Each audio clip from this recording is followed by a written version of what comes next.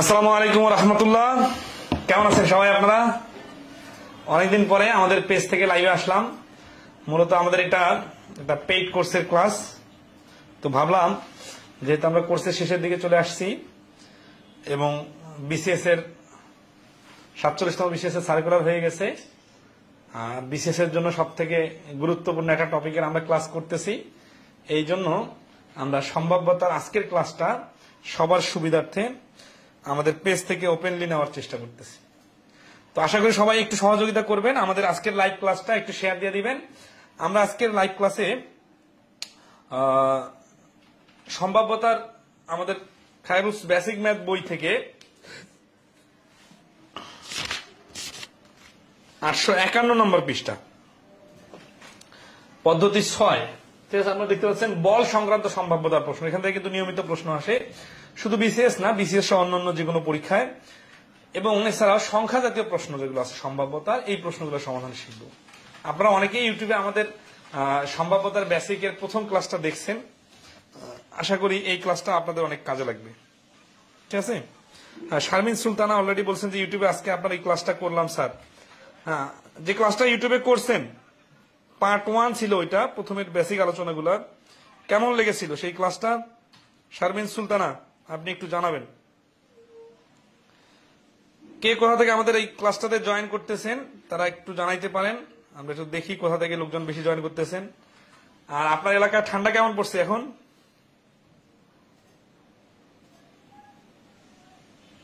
ঢাকাতেও মোটামুটি ঠান্ডা করতেছে, মানে ঢাকার বাইরে তো অবশ্যই ঠান্ডা বেশি।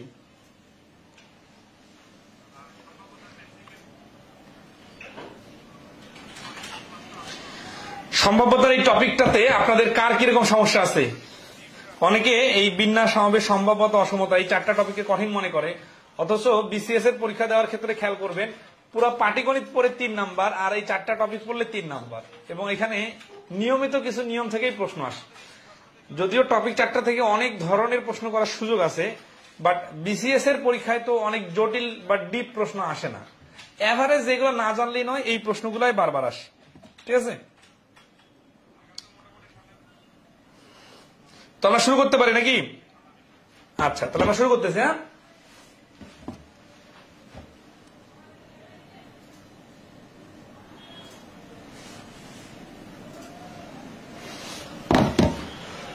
বল সংক্রান্ত সম্ভাব্যতার প্রশ্ন 6 ক, বল তোলার সংখ্যা বের করা। ঠিক আছে, দেখেন 65 নম্বর বলছে একটা পাত্রে 6টি সাদা বল আছে। ঠিক আছে, সাদা মার্বেল আছে, সেখানে তো একটি কালো মার্বেল তোলার সম্ভাবনা কত?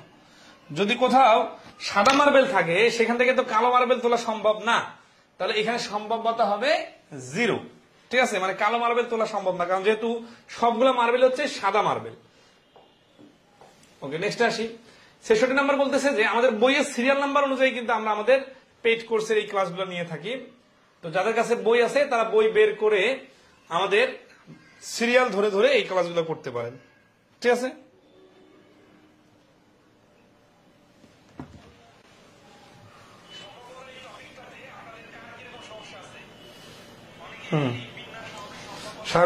অনেক ভালো লাগছে। ওকে, ক্লাসটাকে আপনারা একটু সবাই শেয়ার করে দিবেন বা শেয়ার করে দিচ্ছেন? যারা শেয়ার করে দিচ্ছেন তাদেরকে অসংখ্য ধন্যবাদ। যারা এখন শেয়ার করে দেন না, একটু শেয়ার করে দিবেন আপনাদের নিজস্ব গ্রুপে, টাইম লাইনে এবং পেজে, যাতে বেশি বেশি মানুষ জন এই ক্লাসগুলো দেখতে পারে। তো 66 নাম্বার হচ্ছে একটা পাত্রে 5টি কালো বল আছে, সেখানে তো দৈবভাবে একটি বল নিলে তা কালো হওয়ার সম্ভাবনা কত? খেয়াল করেন, এখানে বল হচ্ছে 5টাই কিন্তু কালো বল, আর অন্য কোনো বল নাই। একটা বল নিলে ওইটা তো অন্য কোনো কালার হওয়া সম্ভব না, একটা বল নিলে ওইটা কালোই হওয়া সম্ভব। তাহলে এখানে হচ্ছে 100% অথবা 1। সিস্টেমটা হচ্ছে মোট বল 5টা, একটা বল নিলে ওটা যেহেতু কালো হওয়ার সম্ভাবনা চাইছে, তাহলে 5-এ 5 হবে, অর্থাৎ কাটাকাটি করে 1। তাহলে 1 অংশ মানে হচ্ছে কি যে 100% শিওর যে ওইটা কালো বল। 67 নম্বর দেখেন, একটা পাত্রে 5টি সাদা মোজা ও 6টি কালো মোজা আছে। অন্ধকারে মোট কয়টি মোজা তুললে নিশ্চিতভাবে বলা যাবে যে তাদের মধ্যে একটি সাদা মোজা আছে? ঠিক আছে, সর্বনিম্ন সংখ্যক বা সর্বোচ্চ সংখ্যক মোজা তোলার ক্ষেত্রে বেসিক জিনিসটা হচ্ছে এইরকম, যেখানে মোজা আছে 5টা সাদা আর 6টা কালো। আর মোজা তুলতে হবে যে কোনো একটা, সরি কয়টা মোজা তুললে এই একটা সাদা মোজা নিশ্চিত হওয়া যাবে। তাহলে খেয়াল করেন এখানে যে 5টা মোজা আছে কালো এই সাদা, তাহলে যদি আর কালো মোজা আছে 6টা। এখন সব অনেকে মনে করতে পারে যে 5টা সাদা মোজার কথা বলছে, তাহলে 5টা কই? 5টা তুললে কিন্তু শিওর না, কারণ এই 5টাই কালো হতে পারে। তাহলে যদি মনে করেন 6টি, তাহলে কি হবে? না, 6টি মোজা তুললে 6টি কালো হতে পারে, আমাদের তো সাদা তুলতে হবে। তাহলে যদি এরপরে 7টিতে যাই তাহলে কি হবে? হ্যাঁ, 7টিতে গেলে 7টি কালো হওয়ার সুযোগ নাই, কারণ 5টি যেহেতু সাদা এবং 6টি কালো, 6টি কালো হওয়ার পরে অবশিষ্ট যে একটি থাকবে এই একটি আর কালো হতে পারবে না, এই একটি অবশ্যই সাদা হতে হবে। তাহলে 7টি তুললে নিশ্চিত হব। বাট এইভাবে কি আইডিয়া করে করে আগাবো? না, লজিকটা কি? লজিকটা হচ্ছে অন্য সব মোজা, অন্যগুলো সবগুলো তুলতে হবে, প্লাস যেটি নিতে হবে তা থেকে একটি। মানে আমাদের সাদাটা মোজা তুলতে বলছে, তাহলে সাদাটা বাদ দিয়ে বাকি যতগুলো থাকবে সবগুলাই তুলতে হবে। তার মানে বাকি আছে 6টা তুলতে হবে। তারপরে আর একটা এক্সট্রা তুললে ওইটা তো অবশ্যই সাদাই হবে। তাহলে এখানে যে আরো 2টা হলুদ মোজা লাগাই দিতাম, তাহলে প্রশ্নটা কি হতো? অ্যান্সারটা তখন এই 6টা সাদা মোজা, সরি 6টা কালো মোজা, 2টা হলুদ মোজা, এই 8টা আগে তুলতে হইতো। তারপরে শিওর না যে সাদা মোজা আছে, তারপরে আর একটা তুললে তখন নিশ্চিত ভাবে বলা যাবে। তাহলে এই বেসিক কথাটা মনে রাখবেন। তো দেখেন তো 68 নম্বরে কি বলতেছে? 68 নম্বরের অ্যান্সার কি হবে? রাকিবের পকেটে 2টি লাল, 3টি নীল, 5টি কালো ও 8টি সবুজ মার্বেল আছে। তাহলে বিভিন্ন অ্যাঙ্গেলে 4 ধরনের। কমপক্ষে কতটি মার্বেল নিলে প্রত্যেক রঙের অন্তত একটি করে হলেও মার্বেল পাবে? তাহলে এখানে টার্গেট করতে হবে কি, যে সব থেকে কম মার্বেল আছে কোন কালারে? লাল কালার আছে। তাহলে এই লাল বাদে বাকি সবগুলো একটা করে নিতে হবে। তাহলে 8, 5, 13 আর 3, 16। এই 16টা মার্বেল নেওয়ার পরেও কিন্তু নিশ্চিত না সব কালারের একটা করে মার্বেল পাওয়া গেছে, কারণ এই 16টা মিলে নীল, কালো এবং সবুজ হতে পারে। তাহলে লাল কালার তো মিস হয়ে যাবে, তাই না? তাহলে লাল কালারের আর একটা নিলে, তাহলে এই 17টা মার্বেল নিলে তখনই শুধুমাত্র নিশ্চিত হওয়া সম্ভব যে সব কালারের অ্যাটলিস্ট একটা করে মার্বেল আছে। তাহলে এই প্রশ্নের অ্যান্সার হচ্ছে সি। 68 নম্বরের এই প্রশ্নের সমাধানটা কি সবাই ক্লিয়ার? মোহাম্মদ শাওন বলছেন স্যার ব্যাকগ্রাউন্ড নিউজ হচ্ছে না। ব্যাকগ্রাউন্ড নিউজ এখন হচ্ছে না, তো শুরুতে আসলে অটো নিউজ চলে আসে। তাহলে যারা বুঝতে পারছেন তারা এই 69 নম্বর প্রশ্নটার অ্যান্সার দেওয়ার চেষ্টা করেন।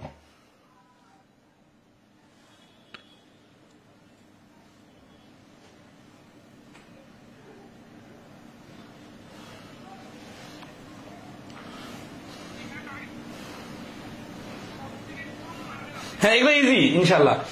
আমরা তো ধাপে ধাপে আগাবো, বিভিন্ন ভেরিয়েশন সবগুলো দেখাই দিব, ঠিক আছে? অপুর পকেটে 7টি লাল, 3টি সবুজ ও 3টি কালো মার্বেল আছে। অপু পকেট থেকে কমপক্ষে কয়টি মার্বেল বের করলে প্রত্যেক রঙের অন্তত একটি করে মার্বেল থাকবে? এটা পরীক্ষা আসছে 2020 সালে। তাহলে 7, 3, 10 আর এই 3 থেকে একটা নিব, তাহলে 11টা নিলে হয়ে যাবে, ঠিক আছে?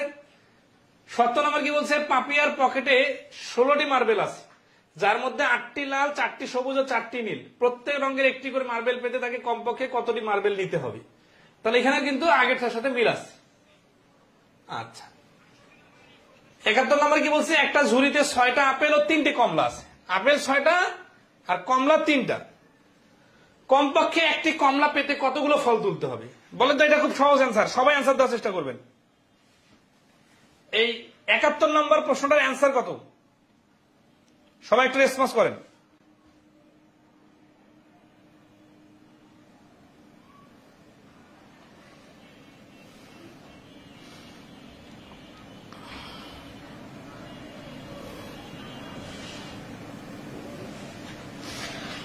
নম্বর প্রশ্ন, তাহলে একটা ঝুড়িতে 6টি আপেল ও 3টি কমলা আছে, কমপক্ষে একটি কমলা পেতে হলে আপেল সবগুলাই নিতে হবে, তারপরে কমলা থেকে একটা নিতে হবে। তাহলে 6 আর 1 7। আশা করি সবাই ক্লিয়ার। তাহলে আমরা আসি বল তোলার পর সম্ভাবনা বের করা, এই টাইপের প্রশ্ন দেখবো। এই প্রশ্নগুলো পরীক্ষায় বেশি আসে।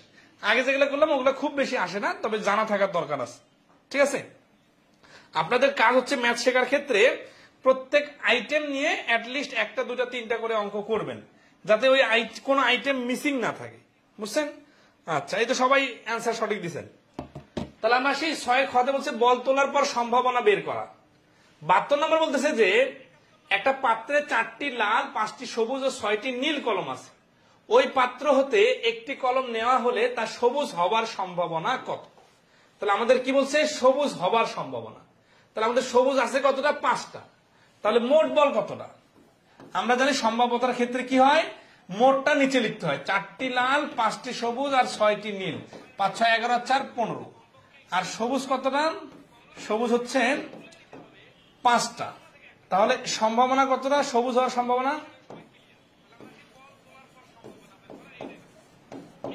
সবুজের সম্ভাবনা নিচে হচ্ছে 15 আর উপরে হচ্ছে 5। কাটাকাটি করলে 3 ভাগের 1 ভাগ। তাহলে এই প্রশ্নটা খুব সহজ ছিল। দেখেন, সহজ প্রশ্ন কিন্তু আসছে। সম্ভাব্যতার প্রশ্ন আসলে নর্মালি বিসিএস বা অন্য পরীক্ষাগুলোয় সাধারণত সম্ভাব্যতার সহজ প্রশ্নগুলো আসে। তবে আইবিএ পরীক্ষা নিলে বা নবম গ্রেডের প্রশ্ন হয় তখন একটু পেঁচানো প্রশ্ন আসে, সেগুলো আমরা দেখব। ঠিক আছে? আচ্ছা, তাহলে এখানে হচ্ছে কি যে যেই কালারের কথা বলতো ওই কালারটা আমরা উপরে দিয়ে দিতাম, তাহলে হয়ে যেত। তাহলে এই টাইপের কিন্তু অনেক প্রশ্ন আছে, এগুলো আপনারা এখন নিজে থেকে করুন। বাংলাদেশ ব্যাংক এডিতে আসছে, কি বলছে যে অনুপাত দেওয়া আছে 2 3 4। অনুপাত যখন দেওয়া থাকবে তখন আমরা অনুপাত গুলোকে সংখ্যা ধরে করব। দৈবভাবে পাত্র থেকে একটি বল বাছাই করলে তার লাল হওয়ার সম্ভাবনা কত? এখানে লাল হচ্ছে 2, তাহলে 2 আর 3 5 আর 4 9, 9 এর উপরে 2 দিলে অ্যান্সার চলে আসবে। ঘ অপশনে আছে। তাহলে এরকম প্রশ্নগুলো আমরা স্কিপ করতেছি। হ্যাঁ, 8টা 8টা 8টা একটা বল নেওয়া হলো। আচ্ছা, দৈবভাবে কথাটা বুঝেন। দৈব মানে হচ্ছে যে না দেখি, ঠিক আছে, অন্ধকারে নেওয়া। কারণ দেখে নিলে তো পার্সিয়ালিটি হইতে পারে, অন্ধকারে নিলে কোনো কিছু জানা যাবে না। এখন আসে এখানে একটা কথা বলছে, লাল বা সবুজ। এই যে অথবা যখন বলে তখন কি হয়? লালের সম্ভাবনা আলাদা, সবুজের সম্ভাবনা আলাদা, আর বাটার কারণে যোগ করতে হয়। তাহলে লাল হওয়ার সম্ভাবনা 8টা লাল 7টা নীল, 8 7 15 আর 6 21। তাহলে 21-এর উপরে লালের সম্ভাবনা হচ্ছে 8 আর সবুজের সম্ভাবনা হচ্ছে 21-এর উপরে 6। যেহেতু হর দুইটারে সেম, সেহেতু এইভাবে আলাদা করে ফ্রাকশন না লিখে এক ফ্রাকশনের উপরে যোগ করে দেওয়া যায়। তাহলে 21-এর উপরে 14, কাটাকাটি করলে 3 7 21, 7 2 14, 3 ভাগে 2 ভাগ। আচ্ছা, 3 ভাগে 2 ভাগ কি? এটা সম্ভাবনা। আর এখানে কোনোটি না হওয়ার সম্ভাবনা বলছে, তাই না? আচ্ছা, সমস্যা নাই। আমরা সম্ভাব্যতার প্রথমে দেখছিলাম যে মোট সম্ভাবনা 1। এখান থেকে 3 ভাগের 2 ভাগ যদি হয় পজিটিভ সম্ভাবনা, মানে লাল বা সবুজ হওয়ার সম্ভাবনা, তাহলে না হওয়ার সম্ভাবনাটা হবে এই হওয়ার সম্ভাবনাটা 1 থেকে বিয়োগ করতে হয়। তাহলে 1 থেকে বিয়োগ করলে হয় 3, 3 অক্ষে 3 থেকে 2 গেলে 1, তার মানে 3 ভাগের 1 ভাগ। এ হচ্ছে অ্যান্সার। তাহলে এখানে না শব্দটা কিন্তু গুরুত্ব সহকারে দেখতে হবে, ঠিক আছে? আচ্ছা, এখানে আরেকটা বিষয় বলে দেই যে এখানে সবুজ লাল বা সবুজ না হওয়ার কথা যেহেতু বলছে, তাহলে আমরা কিন্তু অঙ্কটা আরেকটু শর্টকাট বানাই ফেলতে পারি। কিরকম? যে লাল বা সবুজ না হওয়া মানে তো নীল হওয়া, তাই না? তাহলে টোটাল বল হচ্ছে 21টা, নীল আছে 7টা। তাহলে নীল হওয়ার সম্ভাবনা মানেই তো লাল বা সবুজ না হওয়ার সম্ভাবনা। তাহলে দেখেন ডাইরেক্ট কিন্তু 3-এর এক অ্যান্সার। তার মানে আপনি চাইলে এইভাবে করতে পারেন, নীল বা সবুজ হওয়ার সম্ভাবনা বের করে 1 থেকে বিয়োগ, আর লাল সবুজ না হওয়ার সম্ভাবনা না বের করে ডাইরেক্ট নীল হওয়ার সম্ভাবনা বের করলেই হয়ে যাবে। কারণ নীল হওয়া মানেই তো লাল বা সবুজ না হওয়া, তাই না? আচ্ছা, আশা করি ক্লিয়ার। তাহলে এই টাইপের যে প্রশ্নগুলো আছে এগুলো নিজে থেকে করবেন। সবুজ হওয়ার সম্ভাবনা কত, এরকম বিভিন্ন সম্ভাবনা, যেগুলো পরীক্ষায় আসা প্রশ্ন কিন্তু দেখেন, এগুলো পেপার ঘরে আসে। এই ঝুড়িতে 10টি কমলা, 25টি আপেল আর 35টি খেজুর আছে। ঝুড়ি থেকে দৈব একটি ফল উত্তোলন করে তা আপেল অথবা খেজুর। এই যে আপেল অথবা খেজুর হওয়ার সম্ভাবনা, হওয়ার যেহেতু বলছে, তাহলে দেখেন 10 আর 25 35, 35 35 70, 70-এর উপরে কি দিব? 70-এর উপরে দিব আমরা আপেল অথবা খেজুর। তাহলে আপেল হচ্ছে 25 আর খেজুর হচ্ছে 35, 25 আর 35 মিলে 60, কাটাকাটি করলে 7-এর উপরে 6। অর্থাৎ বুঝে গেলে কিন্তু কয়েক সেকেন্ডে এবং মুখে মুখে পারা যাবে। তাহলে এই সহজ প্রশ্নগুলো আমরা স্কিপ করতে পারি নাকি? এই যেগুলো পরীক্ষা আসছে নিজের মতো করে নেবেন, ঠিক আছে? এই টাইপটা পরীক্ষা আসে। দেখেন এই 37তম বিসিএস প্রিলিতে এই প্রশ্নটা আসছে। কি বলছে 78 নম্বরে? এটা একটু নিচে থেকে ট্রাই করেন তো, সবাই অ্যান্সার দেন। 78 নম্বরে এই প্রশ্নটার অ্যান্সার কত?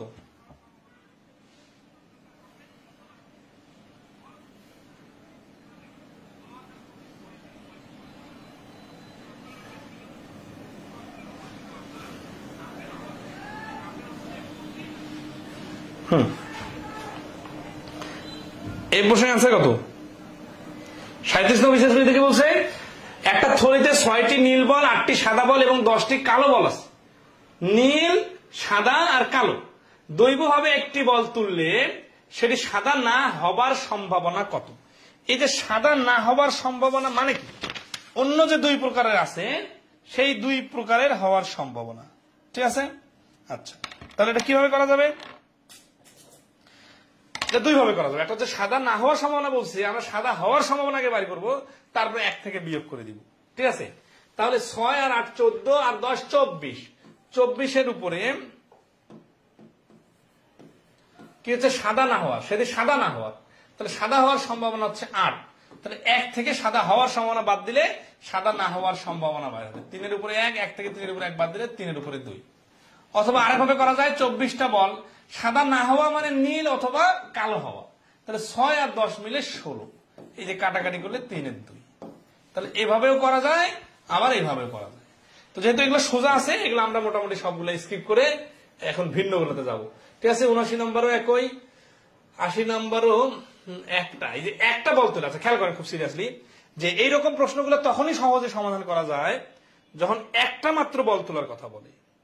কিন্তু কখনো 2টা অথবা 3টা বল তোলার কথা বললে তখন কাহিনীটা কিন্তু অন্যরকম হয়ে যায়, সেটা আমরা একটু পরে দেখব। তো এই পার্থক্য না বুঝলে অনেক ক্ষেত্রে কিন্তু অনেকের সমস্যা হয়ে যাবে। ঠিক আছে, আচ্ছা তো আমরা ওই 2টা বা 3টা বল তোলার যে প্রসেসিংটা, ওইটা হচ্ছে সমাবেশের সূত্র অনুযায়ী হয়, ওইটা আমরা একটু পরে আসতেছি। হ্যাঁ, এখন আসি আমরা পদ্ধতির সাথে সংখ্যা সংক্রান্ত সম্ভাব্যতা প্রশ্ন। তো দেখেন আমাদের বইয়ের মধ্যে কিন্তু আমরা যে কাজটা করছি, এক জাতীয় প্রশ্নগুলো একসাথে রাখার কারণে 2-1টা করে দিলে বাকিগুলো আপনারা কিন্তু নিজে থেকে প্র্যাকটিস করতে পারবেন, এবং একই অঙ্ক মানে কাছাকাছি নিয়মের অঙ্ক করার কারণে আপনার কিন্তু বিষয়টা ক্লিয়ার হয়ে যাবে। তো এই যে দেখেন থোকা থোকা আকারে, গুচ্ছ গুচ্ছ আকারে, পদ্ধতিগত ভাগ করে এইভাবে ক্লাস্টার আকারে অঙ্ক করলে কিন্তু আপনি খুব সহজে ভুলে যাবেন না, ক্লাস করলেই মনে হবে হয়ে গেছে। তো এই জন্য আমাদের ক্লাসগুলোকে গুরুত্ব দিবেন। ঠিক আছে, 81 নম্বর প্রশ্ন। এখানে আমরা দেখতেছি কি সংখ্যা সংক্রান্ত প্রশ্ন। আচ্ছা দেখি, 1 থেকে 15 পর্যন্ত 1 এবং 15 সহ একটা সংখ্যা নির্বাচন করলে তা মৌলিক সংখ্যা হওয়ার সম্ভাবনা কত? তাহলে 1 থেকে 15 পর্যন্ত মোট ফলাফল হচ্ছে 15টি। মৌলিক সংখ্যা কি কি আছে? মৌলিক কিন্তু 2 থেকে শুরু হয়, 2, 3, 5, 7, 11, 13। এগুলো হচ্ছে 1 থেকে 15-র ভেতরে মৌলিক সংখ্যা। তাহলে কয়টা হচ্ছে? 3, 3, 6টা। তাহলে টোটাল 15টা সংখ্যার মধ্যে 6টা হচ্ছে মৌলিক। তাহলে দেখেন বলের সংখ্যার সাথে মিল আছে না? বলের সাথে অবশ্যই মিল আছে। তো বলের ক্ষেত্রে দেওয়া ছিল, আর এখানে জাস্ট বাই করতে হবে। তাহলে 3 দুগুণা 6, 3, 5, 15, অর্থাৎ 5 ভাগের 2 ভাগ। তাহলে 81 নম্বর প্রশ্নের অ্যান্সার হচ্ছে গ, 5 ভাগের 2 ভাগ। ক্লিয়ার সবাই? আচ্ছা আসি এখন 82 নম্বর প্রশ্ন। 82 নম্বর প্রশ্নটা দেখেন কি বলছে।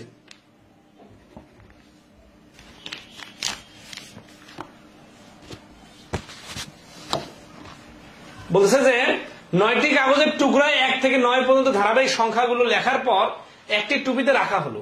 যদি টুপি থেকে একটি কাগজ দৈবভাবে তোলা হয় তাহলে কাগজটিতে জোড় নম্বর থাকার সম্ভাবনা কত? তাহলে 1 থেকে 9 পর্যন্ত বিজোড় সংখ্যা আছে 5টা আর জোড় সংখ্যা আছে 4টা, কিন্তু টোটাল ফলাফল কিন্তু 9টা, নিজের টোটাল লিখতে হয়।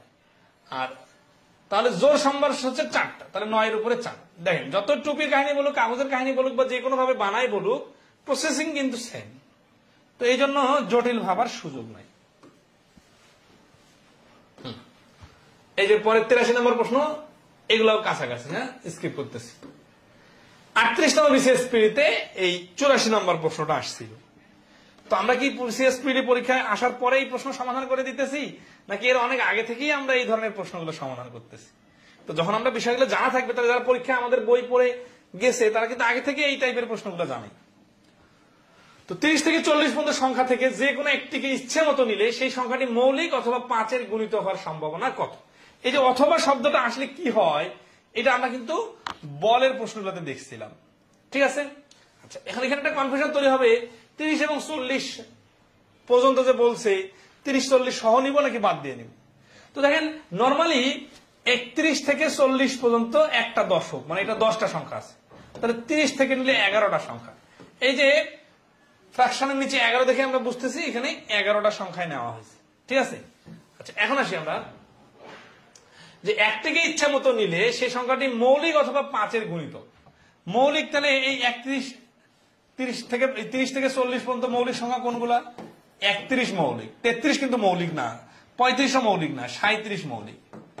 তার মানে দুইটা হচ্ছে মৌলিক সংখ্যা। তাহলে 31 থেকে 37 হচ্ছে দুইটা মৌলিক। এটা গেল প্রথম পার্টের কাজ। অথবা যে বলছো, অথবা করলে কি করতে হয়? যোগ করতে হয়। 5-এর গুণিতক হচ্ছে এই দেখেন 5 দিয়ে 30 কে ভাগ করা যায়, 40 কে ভাগ করা যায়, আর মাঝখানে 35 কে ভাগ করা যায়। তার মানে তিনটা সংখ্যা। তাহলে এই যে 3, তাহলে 11-র উপরে 5। তাহলে এই যে অঙ্কটা করলাম, এই অঙ্কটা কিন্তু আমাকে আগের অঙ্কের বেসিকটা কিন্তু কাজে লাগলো। এই যে অথবা বলার কারণে যোগ চিহ্ন দিলাম, ঠিক আছে না? সংখ্যার বলার কারণে ভেঙে ভেঙে বাড়ি করলাম। তাহলে এই প্রশ্নের অ্যান্সার হচ্ছে 11-র উপরে 5। 84-র অ্যান্সার 5/11। সবাই কি ক্লিয়ার? যদি ক্লিয়ার হয়ে থাকেন আমরা কিন্তু আপনাদেরকে প্রশ্ন সমাধান করতে দিব। ক্লাস কতটুকু বুঝতেছেন কমেন্টে রেসপন্স করবেন। অনেকে অযথাই সম্ভাব্যতার সবগুলো প্রশ্নকে কঠিন মনে করে। হ্যাঁ, কিছু কিছু প্রশ্ন তো কঠিন আছে, কিন্তু ওইটা পরে, আগে যেগুলো করেন।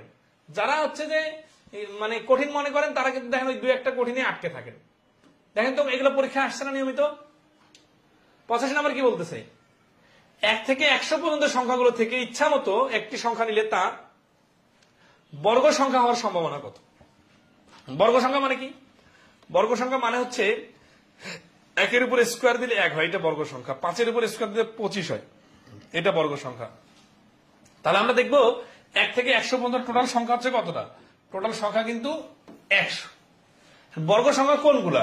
1-এর উপরে স্কোয়ার, 2-এর উপরে স্কোয়ার, 3-এর উপরে, এভাবে কি চলতে থাকবে না? আমরা একটু খেয়াল করি 100-এর নিচ পর্যন্ত বর্গ সংখ্যা আছে কতটা? 9 9 81, 10 10 100। তার মানে 10টা আছে বর্গ সংখ্যা, তার বেশি নাই। 11তে চলে গেলে তো 121 হয়ে যাবে, তাই না? তাহলে কাটাকাটি করলে হচ্ছে 10 ভাগের 1 ভাগ, অর্থাৎ ক হচ্ছে অ্যান্সার। তাহলে নিচে দিতে হয় টোটাল ফলাফল, আর উপরে দিতে হয় অনুকূলে বা প্রশ্নের মতো করে যেটা বলবে সেটা। তাহলে এখানে অ্যান্সার হচ্ছে 10-এর উপরে 1। 86 নাম্বার। এই যে 41 নম্বর বিশেষ পিলিতে এই প্রশ্ন আসছে, আবার প্রাইমারি পরীক্ষাতেও এই প্রশ্ন আসছে। তাহলে প্রাইমারি সহকারী শিক্ষক নিয়োগ পরীক্ষাতেও কিন্তু এই সেম প্রশ্ন আসছে। এই জন্য অ্যাটলিস্ট বিসিএস এর বিগত সালের প্রশ্নগুলো একটু দেখে নেবেন। তো 86 নাম্বার বলছে কি, যে 1 থেকে 440 পর্যন্ত সংখ্যাগুলোর একটি দৈবচয়ন পদ্ধতিতে নেওয়া হলো, সংখ্যাটি বর্গ সংখ্যা হওয়ার সম্ভাবনা। তাহলে 1 থেকে 440 পর্যন্ত টোটাল সংখ্যা কতটা? 440টা। এটা হচ্ছে নিচের ফল। এখন সংখ্যাটি বর্গ সংখ্যা হওয়া, তাহলে 1 থেকে 100 পর্যন্ত যে বর্গ সংখ্যার কাহিনী দেখলাম, ওইখানে কিন্তু আমরা খুঁটে খুঁটে বাইর করতে যাই নাই যে 8-এর উপরে স্কোয়ার মানে 64, 9-এর উপর, এইভাবে কিন্তু গেলে অনেক সময় লাগবে। আমরা দেখবো যে 440 পর্যন্ত যায় কোন সংখ্যা। ধরেন আছে 20-এর উপরে স্কোয়ার মানে হচ্ছে 400, তার মানে অলরেডি 20টা কিন্তু পেয়ে গেছি। আরো আছে কিনা দেখি একটু। 21-এর উপরে স্কোয়ার মানে কি? 21-এর উপরে স্কোয়ার মানে কি দেখেন, এই 20-এর উপরে স্কোয়ার মানে 2টা 20 গুণ, 21-এর উপরে স্কোয়ার মানে 2টা 21 গুণ। তাহলে খেয়াল করেন এই 20 এর মধ্যে একটা 20 আর একটা 21 হতো, তাহলে কি বোঝাইতো? তার মানে এই 400-এর সঙ্গে একটা 20 যোগ, আর এখানে যখন 21 করে দিতেছি তখন 21টা 21, তার মানে আরো একটা 21 যোগ। অথবা নর্মালি 21 আর 21 কিন্তু গুণ করা যায়, ঠিক আছে? 21কে 21-এর 1 হাতে করে 2, 21 দুগুণে 42 আর 2 44। তার মানে 21-এর উপরে স্কোয়ার দিলে 400 তো 41 হয়ে যাচ্ছে, যেটা 440-কে পার করে দিতেছে। তার মানে আমরা 21-এ যাইতে পারতেছি না, আমরা 20 স্কোয়ার পর্যন্ত যাইতে পারতেছি। তার মানে এখানে হচ্ছে 20। তাহলে কাটাকাটি করলে এই যে 22-এর উপরে 1, ঠিক আছে? এই যে 86 নম্বর প্রশ্নের অ্যান্সার হচ্ছে ক, 22-এর উপরে 1। খুব কি কঠিন ছিল বিষয়টা? কিন্তু প্রাইমারিতে সম্ভাব্যতা লাগে না দেখে যারা পড়ে নাই তারা তো এই সিম্পল প্রশ্নটাকেও অনেক কঠিন মনে করছে, তাই না? আচ্ছা, তো বিষয়গুলো কিন্তু অত কঠিন না। এই বন্ধু কি সবাই ক্লিয়ার? 86 নম্বর প্রশ্ন সবাই ক্লিয়ার? ক্লিয়ার হলে 86 ক্লিয়ার লিখে একটু কমেন্ট করবেন। হ্যাঁ, অনেকে খুব ভালো পারতেছেন, থ্যাংকস। আচ্ছা, এবার আসি 1 থেকে 20 পর্যন্ত মিশ্রিত টিকিটের মধ্যে ভেরিয়েশন আছে, কিন্তু সবগুলো এত পানির মতো সোজা না, আমরা ধাপে ধাপে আসতেছি। তো 87 নম্বর বলতেছে যে 1 থেকে 20 পর্যন্ত মিশ্রিত টিকিটের মধ্যে একটা টিকিট উঠালে, তার মানে 20 পর্যন্ত 20টা, টোটাল ফলাফল 20টা, তা 3 অথবা 5 দ্বারা বিভাজ্য সংখ্যা ওঠার সম্ভাবনা কত? এই জিনিসটার ক্ষেত্রে বিভাজ্যতার নীতি বা সংখ্যা অধ্যায়ে আমরা কিছু বেসিক জিনিস পড়াই, ওটা মনে রাখতে হবে। ঠিক আছে? আচ্ছা, এমনি রাশিদুল ইসলাম রাশেদ এবং রিমা পল বলছেন 90 নম্বর স্পেশাল ভাবে করে দিবেন পেইড কোর্সের স্টুডেন্ট। হ্যাঁ, কোনো সমস্যা নাই, করে দিব। তাহলে আসি, এখানে 1 থেকে 20 পর্যন্ত মিশ্রিত টিকিট হচ্ছে টোটাল 20টা, এই পর্যন্ত তো ক্লিয়ার। এখন হচ্ছে 3 অথবা 5 দ্বারা বিভাজ্য সংখ্যাগুলো সমানুপাত। আপনাদের কি মনে আছে ছক্কার অঙ্কে যখন আমরা করছিলাম 1 থেকে 6 পর্যন্ত 2 দ্বারা বিভাজ্য সংখ্যা 3টি আর 3 দ্বারা বিভাজ্য সংখ্যা 2টি, তাহলে 3টি আর 2টি কি 5টি বলছিলাম না? ওইখানে দেখাই দিয়েছিলাম 2 দ্বারা বিভাজ্য সংখ্যা হচ্ছে 2, 4, 6, 3 দ্বারা বিভাজ্য সংখ্যা হচ্ছে 3 এবং 6। এই 2 জায়গাটা যদি 6 কমন থাকে তাহলে কমনটা 2 বার নেওয়া যায় না, 1 বার নিতে হয়। তার মানে এখানে টোটাল দেখা যাচ্ছে 5টা সংখ্যা, কিন্তু আছে 4টা সংখ্যা। তো এইখানেও সেম সমস্যাটা হবে। 3 দিয়ে যখন আমি ভাগ করতে যাব, তাহলে 3 অক্ষে 3, 3 দুগুণা 6, 3 তিরিকা 9, 3 5 15, সরি 3 4 12, 3 5 15, 3 6 18, আর 20 ওই পাশে যাচ্ছে না। 5 দিয়ে বিভাজ্য সংখ্যা হচ্ছে 5 অক্ষে 5, 5 দুগুণা 10, 3 5 15, 4 5 20। ঠিক আছে?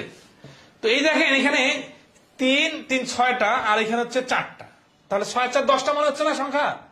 কিন্তু দেখেন তো এই যে 15 2 জায়গাতে কমন আছে না, তাহলে এই যে কোনো এক জায়গায় নিতে হবে আর এক জায়গায় নেওয়া যাবে না। তাহলে 4টা আর 5টা মিলে 9টা সংখ্যা হচ্ছে।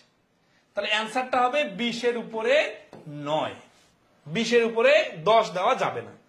ঠিক আছে? আচ্ছা, তাহলে এখানে অ্যান্সার কোনটা? এটা হচ্ছে ঘ। তাহলে রিপিট, আচ্ছা এটা বেসিক, এটা তো ধরুন আছে যে এই রেঞ্জটা 1 থেকে 20 দিছে থেকে আমরা এইভাবে দেখে দেখে বাড়ি করলাম। 1 থেকে 200 পর্যন্ত দিলে তো এত সহজে দেখা যাইতো না, এতগুলো লেখা দেখা যাইতো না।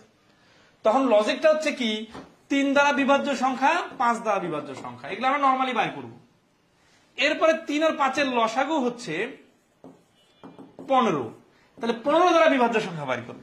তো 15 দ্বারা বিভাজ্য সংখ্যা হচ্ছে 1টি, তার মানে একটা ওভারল্যাপিং হয়েছে। যদি এখানে 40 দিত তাহলে কি হতো জানেন? 15 এর পরে 30 সংখ্যাটা এই সিরিয়ালেও থাকতো, এই সিরিয়ালেও থাকতো, তাহলে 30ও একবার বাদ দেওয়া লাগতো। তো এই যে লসাগু দিয়ে ক্যালকুলেশন করতে হয়, যেগুলো করতে হয় ওগুলো হচ্ছে 2 জায়গাতে থাকে, ওইটা বাদ দিতে হয়। ঠিক আছে? তাহলে এই জন্য আমরা 10টা থেকে একটা 15 বাদ দিয়ে 9টা সংখ্যা হচ্ছে এই প্রশ্নের অ্যান্সার 20 এর উপরে 9। তো 87 নাম্বার কতটুকু ক্লিয়ার একটু কমেন্টে জানাবেন। ঠিক আছে? আপনারা রেসপন্স করলে একটু ভালো লাগে যে আমি যে কথাগুলো বলতেছি কথাগুলো আপনাদের কতটুকু ভিতরে ঢুকতেছে আর কতটুকু উপর দিয়ে যাচ্ছে।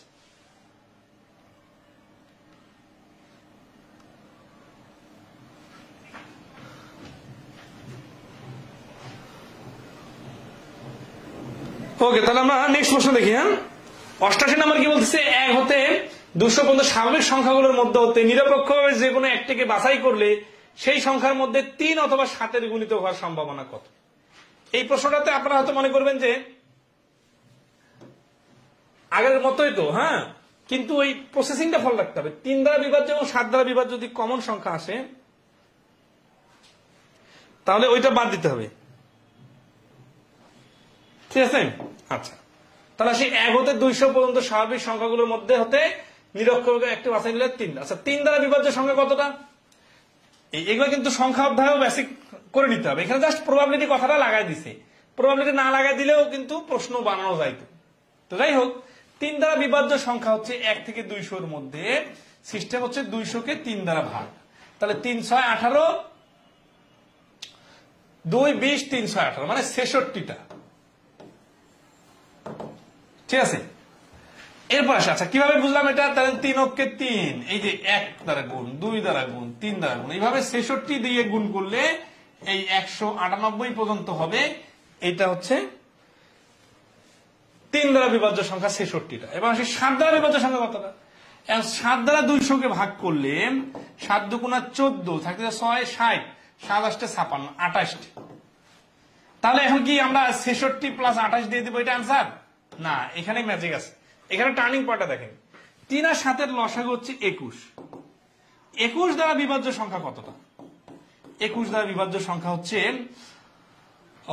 9 অক্ষে 9, 9 দুগুণা 18। ঠিক আছে? 9 অক্ষে 9, 9 দুগুণা 18, তার মানে 9টি। মানে 21 দ্বারা এটাকে কাটাকাটি গেলে 9টি। তাহলে 9টা সংখ্যা আছে যেগুলো 21 দ্বারা বিভাজ্য। এখন 21 এর কাহিনীটা বলি। 21 হচ্ছে 3 ও 7 এর লসাগু। সিরিয়াসলি খেয়াল করেন, তার মানে এই যে 66টা সংখ্যা আছে না, আমরা যখন এইভাবে লিখতে যাব 3, 6, 9, 10 এভাবে লিখবো, তখন 66টা হবে। আবার যখন 7 দিয়ে লিখবো, 7, 14, 28, 21 এইভাবে লিখতে থাকবো, দেখবো আমরা 28টা সংখ্যা পাবো। কিন্তু এইখানে 9টা সংখ্যা আছে যেগুলা এই 21 7 লাইনেও আছে, আবার 3 লাইনেও আছে। কেমন একটু স্যাম্পল দেখি। ধরেন আছে 3 এর সাথে লসাগু 21 না, ধরেন আছে এখানে 3 7 21, এখানে 3 7 21, 3 24 3 14 42, এখানে 6 7 42। তার মানে এই সংখ্যাগুলা এগুলো তো রিপিট হয়ে যাচ্ছে। 3 21 63, এখানেও 63, হ্যাঁ 7 9 63। তাহলে এগুলো তো দুই জায়গাতে ইউজ হচ্ছে, কিন্তু আমাদের তো দুই জায়গার সংখ্যা নেওয়া যাবে না। তাহলে এরকম কয়টা আছে, এরও তো দেখে দেখে বাইর করা সম্ভব না সবগুলাই। তখন প্রসেসিং ফলো করতে হয়। প্রসেসিংটা কি? প্রসেসিংটা হচ্ছে এই লসাগু দিয়ে ভাগ করে দেখতে হয় কয়টা আসতেছে, 9টা। তার মানে 9টা ওভারল্যাপিং সংখ্যা আছে। তাহলে উত্তর কি হবে?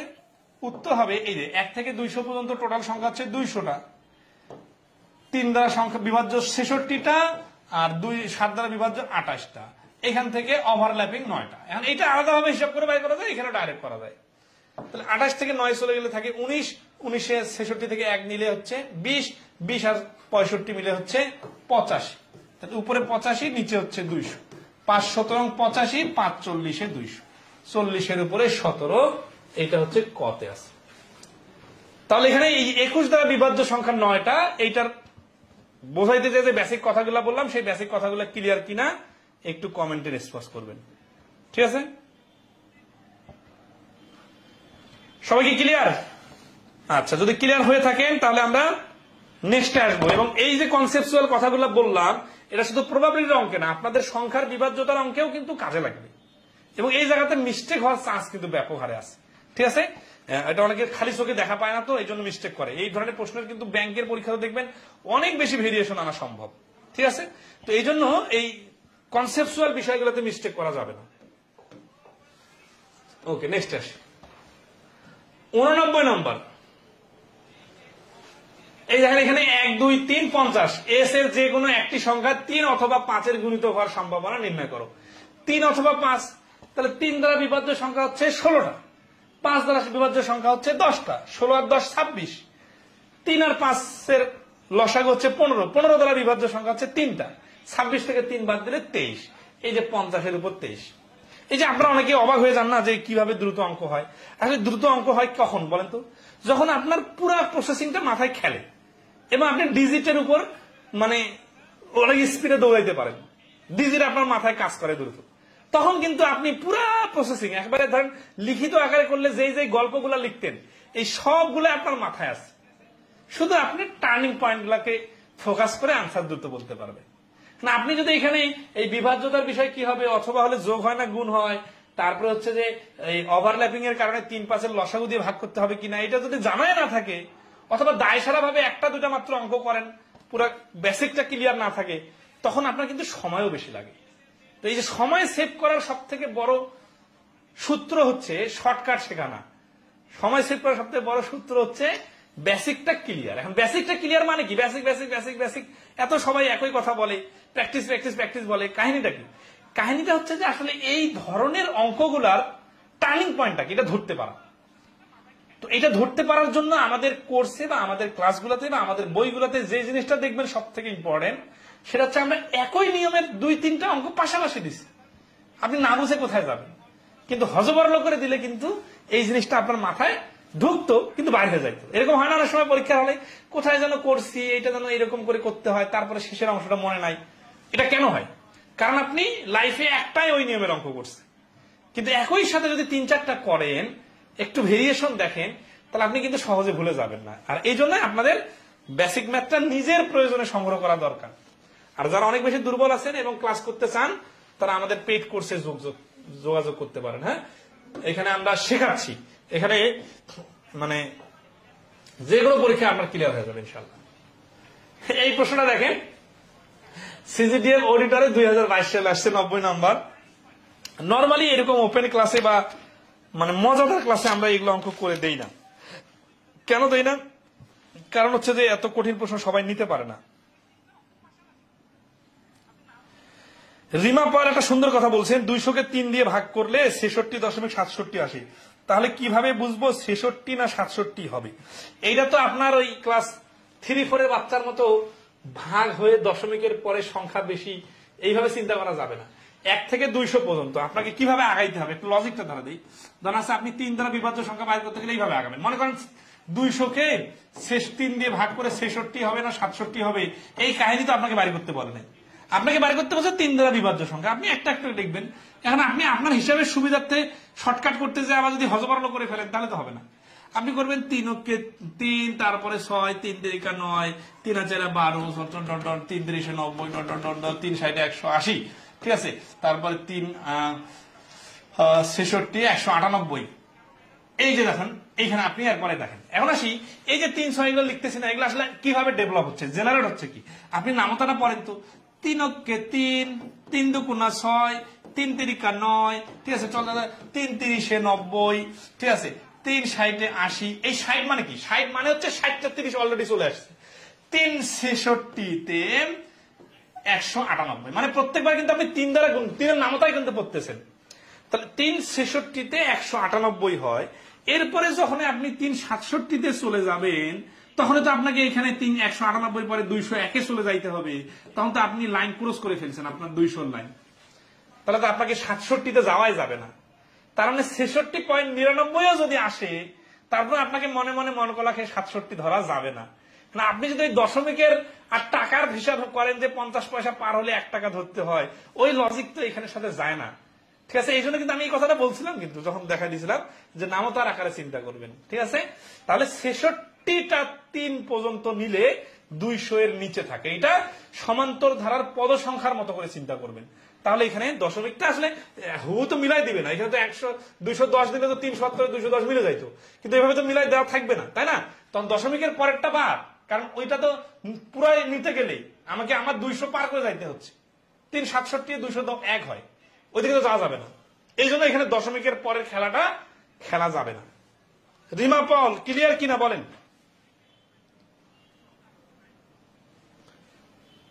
ওকে, দেখেন আমি কিন্তু এই যে আপনার কনফিউশনের পয়েন্টটা এখানে ফুললি ক্লিয়ার করে দিলাম। এইভাবে শুধু আমার কাছে না, যে কোনোখানে ক্লাস করেন অথবা যে কোনো বই পড়েন, এই যে আপনার ছোট ছোট ডাউট গুলো যদি আপনি ক্লিয়ার করে না নেন, দেখবেন যে ওইখানেই বারবার ঝামেলা লাগবে। তো এই জন্য এই বিষয়গুলো অবশ্যই সিরিয়াসলি ক্লিয়ার করে নেবেন, ঠিক আছে। আচ্ছা, 90 নম্বর প্রশ্নটা কি আপনারা সবাই ভালোভাবে পড়তে পারছেন? বলছে কি, ধরা যাক সেট এ সমান সমান 10 11, এই 10-এর পরে 11 দিছে মানে কি এক এক করে বাড়ছে, তার মানে 10 থেকে 21 পর্যন্ত। এবং সেট বি ইকুয়াল টু কি বলছে, 10 11 12, তার মানে ওইভাবেই চলতেছে, কিন্তু সিকুয়েন্সটা একটু বেড়ে 50 পর্যন্ত হয়ে গেছে। যদি x is belongs two A, x নামে একটা সংখ্যা আছে, এটা এর অধীনস্থ, মানে এ সেটের মধ্যে আছে, এবং y is belongs to b হয়, এবং ওয়াই এর এমন কোন উৎপাদক জেড না থাকে যেন জেড ইজ গ্রেটার দেন 1 আর y is greater than z হয়, তবে এক্স ওয়াই এর 3 দ্বারা বিভাজ্য হওয়ার সম্ভাব্যতা কত? প্রশ্নের ভাষাটা বোঝাটা এখানে সব থেকে ইম্পর্টেন্ট, ঠিক আছে। আসি,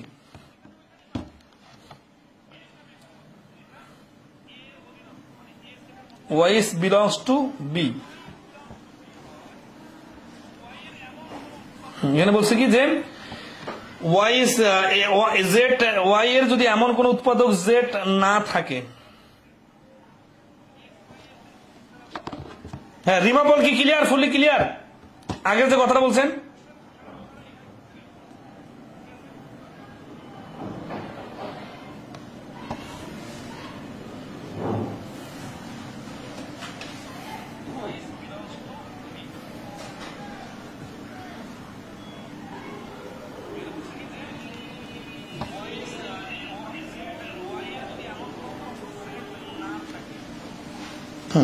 আচ্ছা, এই আমরা খুব সুন্দর করে বোঝাই দিব, কিন্তু সমস্যা হচ্ছে যে এটা বোঝার জন্য যেটা দরকার সেটা হচ্ছে যে অসমতার একটু বেসিক বিষয়গুলো দরকার, ঠিক আছে।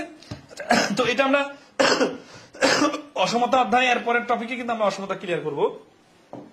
তো দেখেন, ধরা যাক সেট এ, এ সেটের উপাদান হচ্ছে এটা। দেখেন 10 থেকে 11 21 পর্যন্ত মানে কি, 10 থেকে 21 পর্যন্ত 12টা সংখ্যা,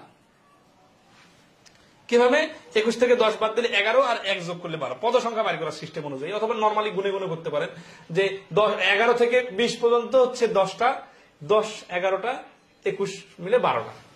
আর সেট বি বি সমান সমান কত 10 11 12 50 পর্যন্ত, তার মানে 10 থেকে 50, তাই না?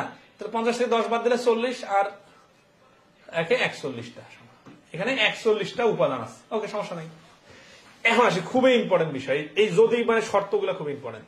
এক্স বিলংস টু এ, তাহলে এক্স নামে একটা সংখ্যা আছে, এটা এই এ সেটের মধ্যে আছে। তাহলে এ সেটের কোনটা সংখ্যা 10 11 12 13 14 এখন এক্স এর মান হইতে পারে কত? এক্স এর মান হইতে পারে 14, এক্স এর মান হইতে পারে 17, এক্স এর মান কি 32 হতে পারে? না, পারে না, কারণ এক্স তো বিলংস টু এ। এক্স নামে যে সংখ্যা আছে সেই সংখ্যাটা এ সেটের ভেতরে আছে, তার মানে এক্স সেটের এই 10 থেকে 21 এর মধ্যে এক্স এর অবস্থান। একটু বিস্তারিত বলতেছি যাতে বিষয়টা কনসেপচুয়াল বিষয়টা ক্লিয়ার হয়, বুঝে গেলে কিন্তু কয়েক সেকেন্ডে পারবেন। আর এই অঙ্কটা করতে করতে এখানে লাইভের অর্ধেক স্টুডেন্ট চলে যাবেন, কারণ হচ্ছে কি যে কেউ আর কি মানে কঠিন জিনিস নিতে চায় না, সবাই মানে ভালো সুর, ভালো গান, ভালো মোটিভেশনের কথা নিতে চায়, ঠিক আছে?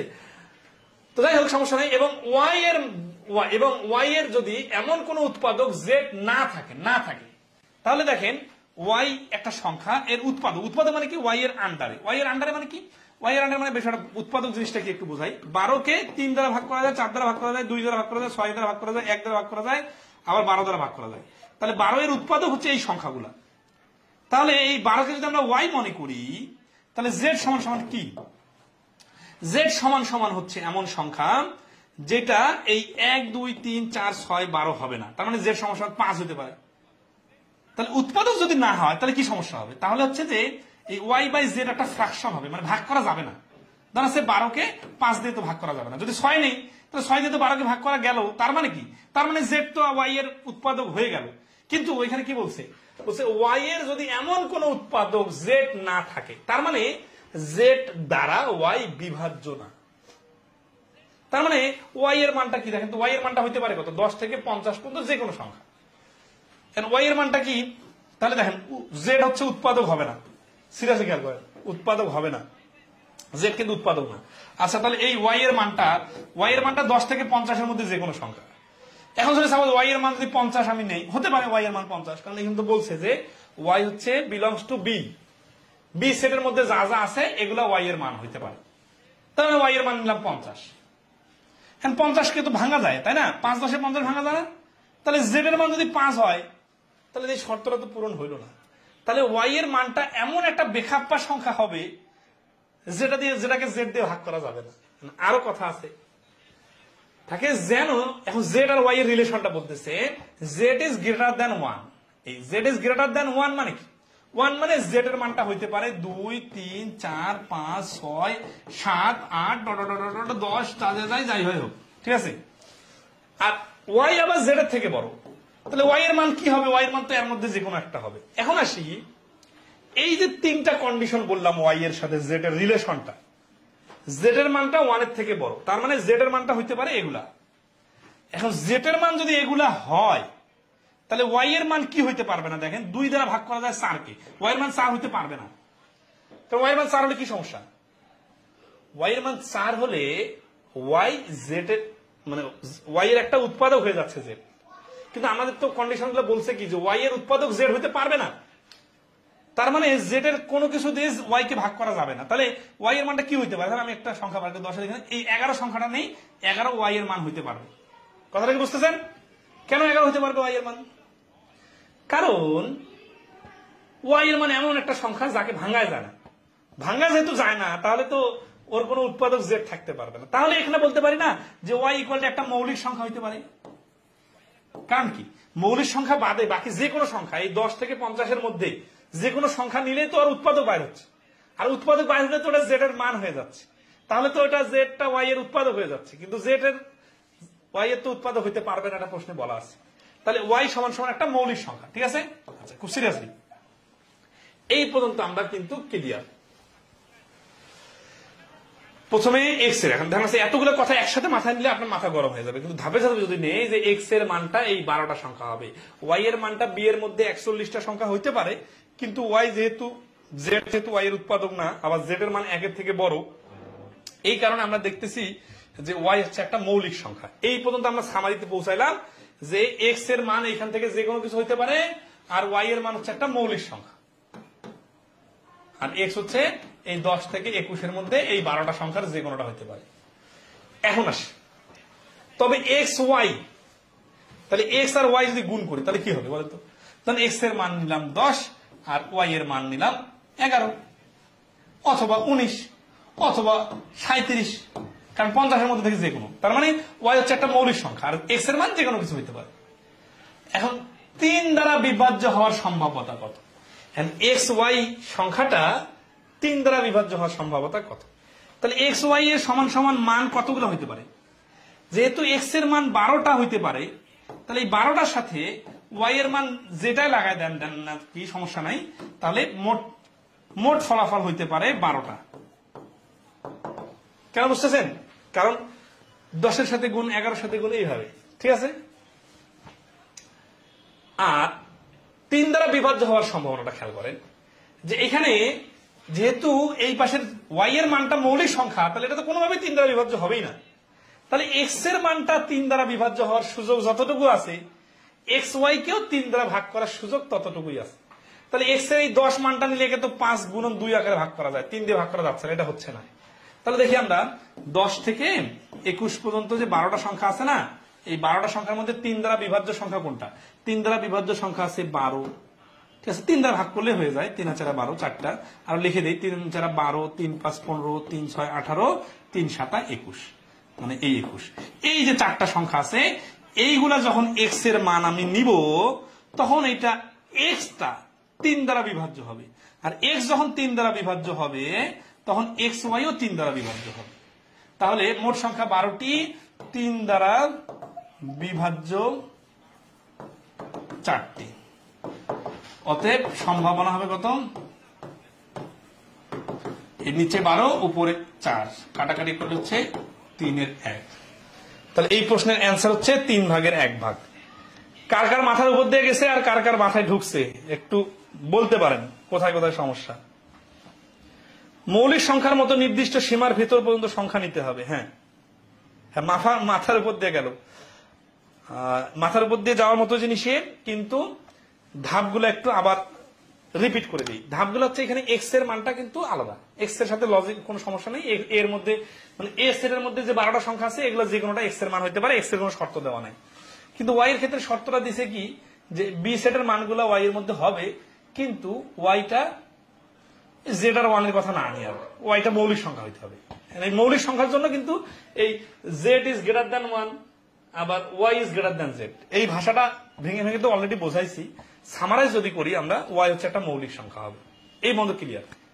তাহলে যে কোনো একটা মৌলিক সংখ্যার সাথে আপনি যদি একটা নর্মাল সংখ্যা গুণ করেন, তাহলে নর্মাল সংখ্যাটা তো যৌগিক, মৌলিক হইতে পারে, আমি জানি না, কিন্তু 3 দ্বারা বিভাজ্য হইতে গেলে মৌলিক সংখ্যা তো কোনোভাবে 3 দ্বারা বিভাজ্য হবে না। তার মানে এই এক্স ওয়াই এর সাথে ওয়াই যেহেতু মৌলিক সংখ্যা, তাহলে ওয়াই এর সাথে কোনো খেলা নাই, সব খেলা এক্স এর সাথে।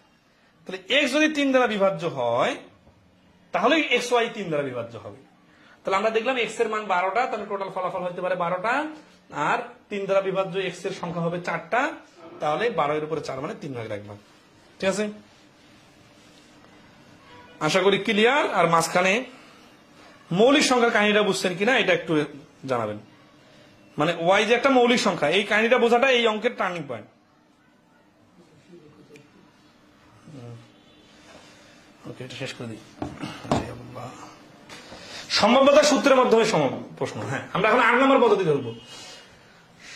সমাবেশের সূত্রের মাধ্যমে সম্ভাব্যতা নির্ণয় করুন। এখানে 91 নম্বর কি বলছে দেখেন, সমাবেশের সূত্র কখন প্রয়োগ করতে হয়? যখন একাধিক নিতে হয়, 2টা বা 3টা নিতে হয়, সেটা বল হইতে পারে, ছাত্র হইতে পারে, সংখ্যা হইতে পারে। কেন, তার সেটা দেখি। 1 থেকে 15 জন ছাত্রছাত্রীর মধ্যে থেকে দৈবভাবে 2 জন ছাত্র নির্বাচন করলে 2 জনের রোল নাম্বার বিজোড় হওয়ার সম্ভাবনা কত? এবার কিন্তু আমরা রোল নিতেছি কয়জন? 2 জন ছাত্র।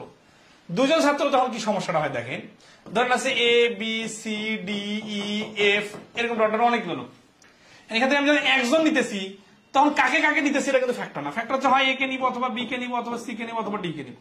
কিন্তু যখন 2 জন নেওয়ার কাহিনী আসতেছে, তখন কিন্তু আমার চয়েস করার অপশন আসতেছে। ধরেন আছে কি, একটা বলে না যে অনেকগুলা জিনিসের মধ্যে চয়েস করতে গেলে মাথা গরম হয়ে যায়, কিন্তু একটা থেকে চয়েস করে নিলে একটাই অপশন, তখন তার চয়েস করা করে কোনো অপশন থাকে না, তখন যেটা আছে সেটা নিতে হবে। তো আমরা এতক্ষণ ধরে যতগুলো সম্ভাব্যতার প্রশ্ন দেখছিলাম একটাই নিতে হচ্ছে, এই জন্য কোনো চয়েস করার অপশন নাই। কিন্তু যখন 2 জনকে নিতে হবে তখন চয়েস করার অপশন কিভাবে হবে জানেন? এই যে ABCD এই লোকগুলো আছে না, তাহলে আপনি AB কে নিবেন নাকি BC কে নিবেন নাকি DE কে নিবেন নাকি AD কে নিবেন নাকি DC কে নিবেন, এরকম অনেক ধরনের মাথায় আপনার চিন্তা আসবে। তো এই এত ভাবে নেওয়া সম্ভব সেহেতু আগে সমাবেশের সূত্রের মাধ্যমে কত ভাবে নেওয়ার সুযোগ আছে সেটা বাই করতে হবে, তারপরে এই প্রশ্নগুলোর উত্তর দিতে হবে। তবে টার্নিং পয়েন্টটা হচ্ছে যে কত ভাবে নেওয়া যায় এটা আগে বাই করতে হবে, তারপরে সম্ভাবনা কত সেটা বাই হবে। তো আসি 1 থেকে 15 জনের মধ্যে 2 জনকে নিতে হবে, 2 জনের রোল নাম্বার বিজোড় হওয়ার সম্ভাবনা। তাহলে 1 থেকে 15 পর্যন্ত জন হচ্ছে 15 জন, 15C2 এটা কি? এটা হচ্ছে 15 জনের লোককে 2 জন 2 জন করে সাজালে টোটাল কতগুলা দল গঠন করা যাবে সেটা বাই হবে। এটা হচ্ছে সর্বমোট দল। এখন আমাকে যে শর্ত দিছে 2 জনের রোল নাম্বার বিজোড় হইতে হবে, এখন বিজোড় রোল গুলা নিতে হবে। তাহলে এখানে কি আছে? 15C2 তে আমি যে এইভাবে সাজাচ্ছি 2 জন 2 জন করে দল, এখানে কিন্তু জোর বিজোড় সবাই আছে, অর্থাৎ এটা মোট ফলাফল, মোট বাছাই করার স্টাইল। আর আমাকে যখন বিজোড়ের কথা বলতেছে 2 জনের বিজোড়, ধরেন আমরা রোল নাম্বার বসাই, একজনের রোল 1, একজনের রোল 3, একজনের রোল 2, একজনের রোল 5, একজনের রোল 4, একজনের রোল 6, একজনের রোল 10, একজনের রোল 12। তাহলে 10 12 একে নেওয়া যাবে না, ঠিক আছে, এইটা নেওয়া যাবে না। এই যে 1 3 দুইটা বিজোড় এইটা নেওয়া যাবে। তাহলে দেখেন আমরা 1 থেকে 15 পর্যন্ত বিজোড় সংখ্যা কতটা, যেহেতু শুরুতে বিজোড় শেষে বিজোড়, তার মানে 8টা বিজোড়। তাহলে এইখানে হবে 8C2, অর্থাৎ সর্বমোট ফলাফলের জন্য সর্বমোট থেকে 2টা করে কম্বিনেশন, আর বিজোড় বাড়ি করার জন্য 8টা বিজোড়। দেখেন এই 15টা সংখ্যার মধ্যে কিন্তু 7টা জোড় আর 8টা বিজোড়, এগুলো আলাদাভাবে লিখে বাড়ি করতে হবে, বইয়ে দেখলে বুঝতে পারবেন। তো এর মধ্যে আমরা কি করতেছি যে এই 8টা বিজোড় থেকে যে 2টা নিব এগুলো তো সবগুলাই বিজোড়ই হবে। ধর আছে 1 3 হইতে পারে, 9 7 হইতে পারে, ঠিক আছে, 5 11 হইতে পারে, এরকম করে চলবে। তো এই বিজোড়গুলো আসবে কোথা থেকে? ওই যে 8টা বিজোড় আছে ওইখান থেকে আসবে। কটা করে নিব? 2টা করে নিব। কেন 2টা করে নিব? কারণ 2 জনে তো নিতে বলছি। তাহলে 8C2 আর 15C2, এটা টেকনিক কি? 8 গুণন 7 ডিভাইডেড 2, নিচে হচ্ছে 15 গুণন 14 ডিভাইডেড 2। এই 2 এখানে উল্টা দিলে কাটাকাটি করে যায়, তাহলে 15 আর 14 থাকে। তার মানে 2 টাকা থেকে 2 বাদ দিয়ে দেওয়া যায়। তাহলে 7 দুগুণা 14 2 4, তার মানে হচ্ছে 15-এর উপরে 4। তাহলে এই প্রশ্নের অ্যান্সার হচ্ছে 15-এর উপরে 4, গ হচ্ছে অ্যান্সার। সবাই ক্লিয়ার কিনা একটু কমেন্টে রেসপন্স করবেন।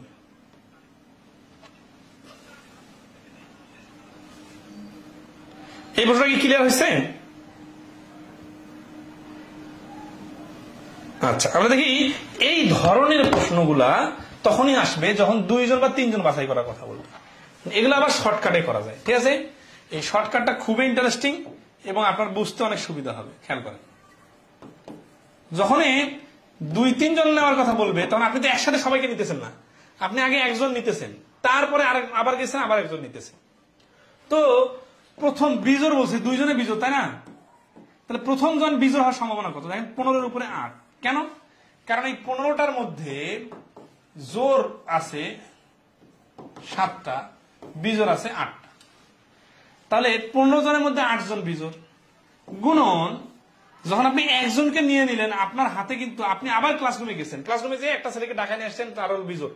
তাহলে ক্লাসরুমে ছিল 15 জন স্টুডেন্ট, 8 জন বিজোড় ছিল, একজনকে নিয়ে আসছেন। তাহলে আপনার স্টুডেন্ট কিন্তু টোটাল কমে গেছে 1 জন, এখন হয়ে গেছে 14 জন। আর এবার কিন্তু হয়ে গেছে কি, এবার হয়ে গেছে বিজোড় স্টুডেন্ট কিন্তু 8 জনের মধ্যে 1 জন চলে আসছে, আর আছে 7 জন। তাহলে কাটাকাটি করলে হচ্ছে কত? দেখেন 7 দুগুণা 14, এই জিনিসটা কিন্তু ওইখানে আসছিল কম্বিনেশনের সূত্র প্রয়োগ করে, ঠিক আছে, 4/15। তাহলে একজন একজন করে নেওয়ার যে ধাপটা, এটা কি সবাই ধরতে পারছেন?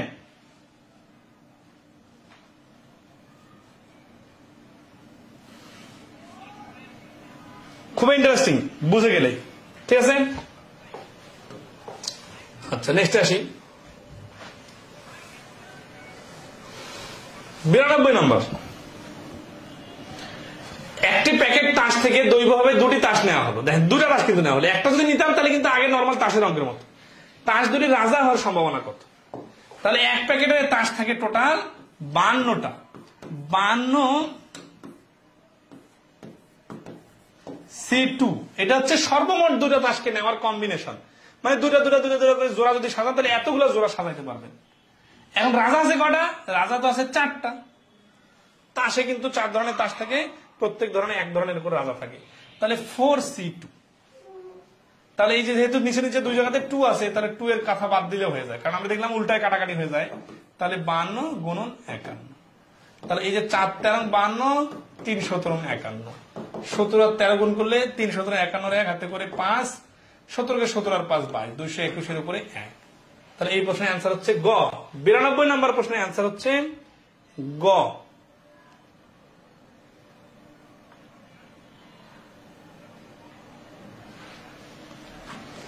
সবাইকে ক্লিয়ার? 92 নম্বর প্রশ্নের অ্যান্সার হচ্ছে গ। ওকে, নেক্সট টেস্ট।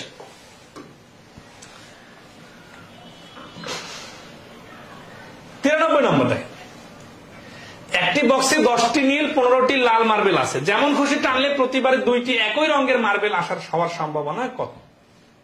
এখানে একটা কাহিনী আছে কি, একই রঙের বলছে, যদি বলতো 2টা লাল হওয়ার সম্ভাবনা অথবা 2টা নীল হওয়ার সম্ভাবনা, তাহলে কিন্তু একটু অন্য টাইপের হইতো, ঠিক আছে? একই রঙের বলার কারণে আমাদের অঙ্কটা 2 ভাবে করতে হবে, ঠিক আছে? মানে এই যে প্রতিবারে 2টি একই রকম, এই যে অথবা আছে না, অথবা দিয়ে যে অঙ্কগুলো করলাম ওই রকম। তাহলে এখানে মোট মার্বেল আছে 10টা আর 5টা, 15টা সমান সমান 25টা। তাহলে 25C2 হচ্ছে এই প্রশ্নের সর্বমোট ফলাফল। হ্যাঁ, 2 কেন? কারণ ওই যে 2টা নিতে বলছে। আচ্ছা, এখন আসি, একই রঙের মানে কি 2টা নীল হইতে পারে অথবা 2টা লাল হইতে পারে। তাহলে 2টা নীল হওয়ার সম্ভাবনা হবে 10C2 আর 2টা লাল হওয়ার সম্ভাবনা হবে 15C2। এখন এখানে যোগ হবে না গুণ হবে, এই জিনিসটা নিয়ে অনেকের কনফিউশন লাগে। খেয়াল রাখবেন, আমরা তো নিতেছি 2টা, তাহলে এখানে কিন্তু 2টাই নিয়ে নিছি অলরেডি, তাহলে আমাদের আর কোনো বাকি নাই। আবার এখানে 2টা নিতেছি, আর কোনো বাকি নেই, তাহলে এখানে যোগ হবে। যদি একটা একটা করে নিতাম তাহলে আমাদের যেহেতু 2টা পূরণ করতে হবে, তখন গুণ হইত। অর্থাৎ যতটা নিতে বলছে ততটা নেওয়া হয়ে গেলে কিন্তু যোগ হয়, ঠিক আছে? আচ্ছা, তাহলে এটা একটা স্টাইল। আর এটা শর্টকাটটা কিভাবে করা যায় জানেন? এটা শর্টকাটটা 2 ভাবে হবে, 25-এর উপরে 10 গুণন 24-এর উপরে 9, এটা একটা প্যাটার্ন। যোগ 25-এর উপরে 15 গুণন 24-এর উপরে 14। আগেরটার ফলাফল এটা ফলাফল একই হবে, এখানে কিন্তু যোগ হবে। তার মানে এখানে আমরা দেখছি 2টাই নীল আর এখানে আমরা দেখছি 2টাই লাল, আর 2টা ফলাফলে যোগ করতে হবে। বিস্তারিত এবং শর্টকাট 2টাই ক্লিয়ার যদি হয়ে থাকেন তাহলে আপনাদেরকে একটা অঙ্ক করতে দিব।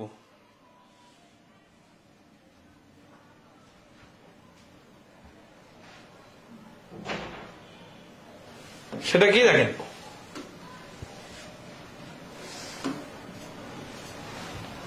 এই যে 6টা লাল 9টা সবুজ মার্বেল, 2 পরপর 2টি মার্বেল উঠানো হলে মার্বেল দুটি একই রং হওয়ার সম্ভাবনা কত? আগের অঙ্কটার সাথে হুবহু মিল আছে। এই দেখেন 95 নম্বর প্রশ্নটা অনেকগুলো পরীক্ষা আসে, এই প্রশ্নটা একটু সবাই করার চেষ্টা করেন। 95 নম্বর কিভাবে হবে?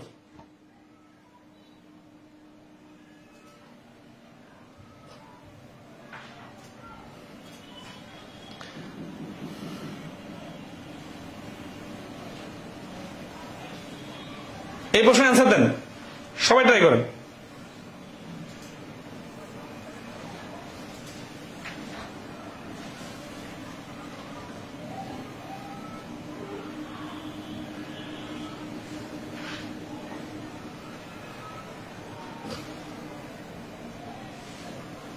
পারতেছেন?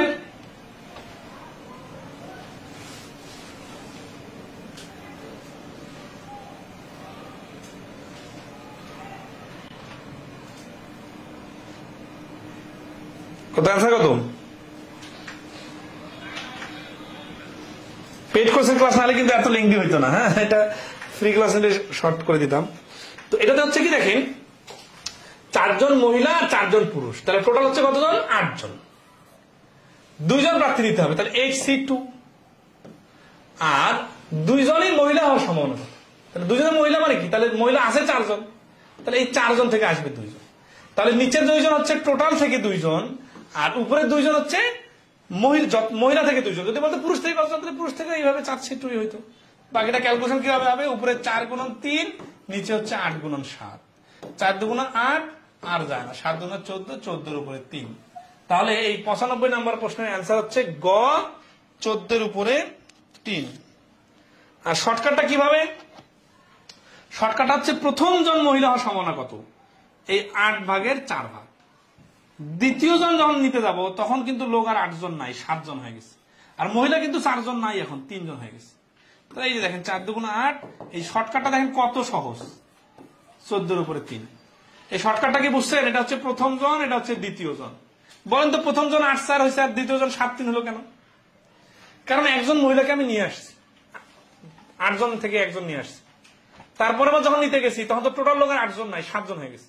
আর মহিলা তো 4 জন নাই, মহিলা তো 3 জন হয়ে গেছে। তাহলে দ্বিতীয় জনকে যখন আনতে যাব তখন মহিলা হওয়ার সম্ভাবনা হবে 7 ভাগের 3 ভাগ। তাহলে এই প্রথম জনের সম্ভাবনা দ্বিতীয় জনের সম্ভাবনা মিলেই তো 2 জনে মহিলা হওয়ার সম্ভাবনা বাইর হবে, তাই না? খুবই ইন্টারেস্টিং। এটা সূত্র দিয়ে আর এটা হচ্ছে শর্টকাট। কোনটা বেশি সহজ লাগতেছে, সূত্র দিয়ে নাকি শর্টকাট দিয়ে? জানাবেন। আচ্ছা, এই বাকিগুলো কাছাকাছি। একটা পাত্রে 3টি সাদা বল, 4টি লাল বল ও 2টি সবুজ বল আছে। সেখান থেকে এলোমেলো ভাবে 3টি বল নেওয়া হলো। 3টি বলে লাল হওয়ার সম্ভাবনা কত? 3টি বলে লাল, তাই না? টোটাল বল নেওয়া হয়েছে কটা? এবার 3টা। 4 2 6 আর 3 9, 9C3। আর 3টি বলে লাল, লাল হচ্ছে কি এই যে 4C3। ঠিক আছে, খুবই সহজ। আর শর্টকাটটা কি? যেহেতু 3টা লালের কথা বলছে, তাহলে প্রথম বলটা লাল হওয়ার সম্ভাবনা হবে 9 এর উপরে, লাল বল কটা? 4টা। দ্বিতীয় বলটা হবে 8 এর উপরে 3, তৃতীয় বলটা হবে 7 এর উপরে 2। কাটাকাটি করলে 21 এর উপরে 1। এই যে 96 নম্বর প্রশ্নের অ্যান্সার হচ্ছে ডি, 21 এর উপরে 1। পানির মতো সহজ। ধরতে পারছেন কি না বলেন? সবগুলো পানির মতো সহজ না, কিন্তু বিসিএস বা বাংলায় যে প্রশ্নগুলো আসে ওগুলো একটু সহজ। ব্যাংকেরও বেসিক যেগুলো আসে সহজ, কিন্তু কিছু কিছু ক্ষেত্রে ব্যাংকে একটু কঠিন প্রশ্ন আসে রিটেনে অথবা পোস্ট ভেদে। এগুলোর জন্য ইংলিশ টার্মটা বোঝা দরকার এবং ওয়েবসাইট থেকে প্র্যাকটিস করা দরকার। সেগুলো আমরা ব্যাংকের ক্লাসে সাধারণত করাই। একটা বক্সে 5টা গোলাপি, 3টা সবুজ, 2টা হলুদ বল আছে। দৈবভাবে 3টি বল তোলা হলো, সবুজ বল না হওয়ার সম্ভাবনা কত? দৈবভাবে 3টি বল তোলা হলো, সেটা সবুজ হবে না। সবুজ হবে না মানে কি? গোলাপি আর হলুদ হবে। তাহলে টোটাল বল কটা? 5 3 8 আর 2 10টা, তাহলে 10C3। সবুজ হবে না মানে এটা বাদ। তাহলে 5 আর 2 7, এই 7টা থেকে 3টা হবে। তাহলে হয়ে গেল। তাহলে 97 নম্বরটা এইরকম। নিজে করুন মানে এটা করে নেবেন। হ্যাঁ, একই রকম তো আমরা স্কিপ করতেছি। এক প্যাকেট তাস থেকে দৈবভাবে 2টি তাস নেওয়া হলো, তাস 2টি রাজা হওয়ার সম্ভাবনা কত? এই প্রশ্নটা রিপিট হয়ে গেছে, মানে আগে আমরা অলরেডি করছি। ঠিক আছে, এই 100 নম্বরটা নিজে করবেন। সম্ভাব্যতার বিবিধ প্রশ্ন, এই 9 নম্বর পদ্ধতি করে আজকের ক্লাসটা ক্লোজ। মানসিক দক্ষতায় পড়তে আগামীকালকে ক্লাস হবে, আজকে হবে না। আগামীকাল 8টা 30।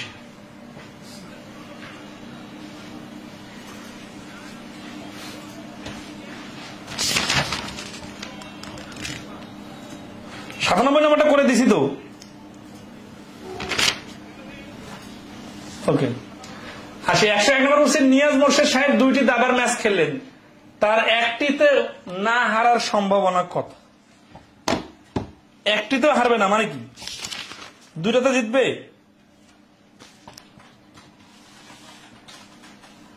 না। এখন এই দাবা খেলায় কিন্তু ফলাফল 2 ধরনের হয় না, ফলাফল কিন্তু 3 ধরনের হয়।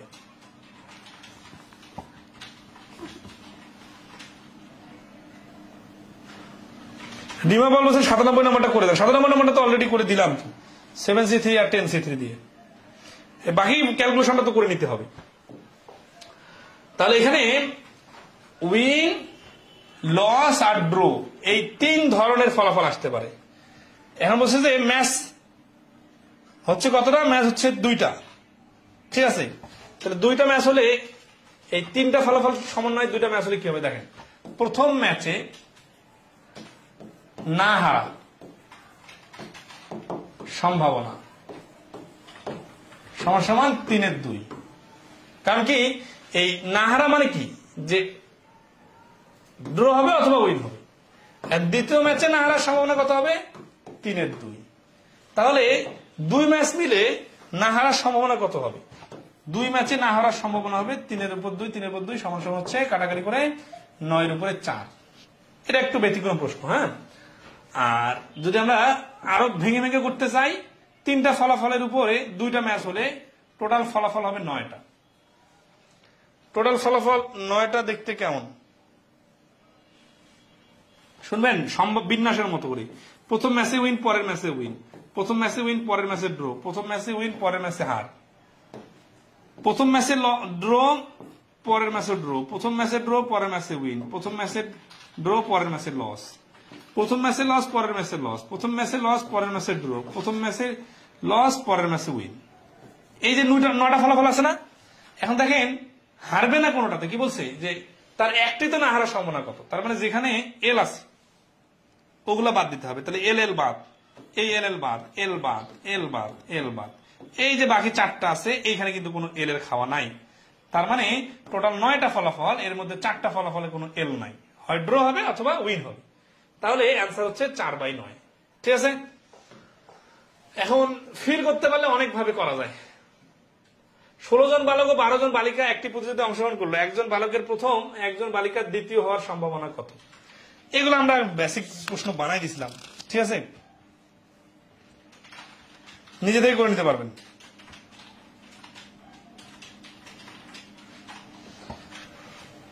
ষোলো জন বালক ও 12 জন বালিকা একটি প্রতিযোগিতায় অংশগ্রহণ করলে একজন বালকের প্রথম এবং একজন বালিকার দ্বিতীয় হওয়ার সম্ভাবনা কত? তাহলে বালক যদি প্রথম হয় তাহলে বালক আসবে কতজন থেকে? এই 16 জন বালক থেকে আসবে। আর বালিকা যে দ্বিতীয় হবে ওই বালিকাটা আসবে কোথা থেকে? এই বালিকাদের মধ্যে থেকে আসবে। আর দুইজনে একসাথে মিলে যদি কম্বাইন করি তাহলে গুণ করতে হবে। তাহলে বিষয়টা এরকম যে টোটাল হচ্ছে 28C1 16C1 নিতে বলছে কিন্তু একজনের, গুণন 28C1 আর 12C1, কারণ বালিকারা হচ্ছে 12 জন বালিকা থেকে দ্বিতীয় বালিকা আসবে আর প্রথম 16 জন বালক থেকে একজন বালক আসবে। বাকি ক্যালকুলেশনটা করে নেবেন। একটি অধিবর্ষে 53টি শুক্রবার থাকার সম্ভাবনা কত? অধিবর্ষ মানে কি? লিপ ইয়ার। কাউসারা বেগম কাউসারা বলছেন স্যার হর যে এক এক করে কমে যাচ্ছে তা বুঝতেছি না। এত সুন্দর করে বললাম যে 8 জন পুরুষ মহিলা মিলে 8 জন বাইরে দাঁড়ায় আছে। তা আপনি যখন একজন মহিলা নিয়ে আসবেন ভেতরে সিলেকশন করার জন্য, তখন কি শুধু মহিলা 7 জন থেকে একজন কমবে, নাকি তাদের সবাই মিলে যে 8 জন আছে ওইখান থেকেও একজন কমে যাবে? এগুলো তো অনেকবার বললাম। আচ্ছা, অধিবর্ষ মানে হচ্ছে লিপিয়ার। লিপিয়ার যখন হয় তখন টোটাল দিন হয় 366 দিন, আর শুক্রবার 52টা পূর্ণ সপ্তাহ অতিরিক্ত 2 দিন। 52 সপ্তাহে স্পষ্টত শুক্রবার আছে 52টা।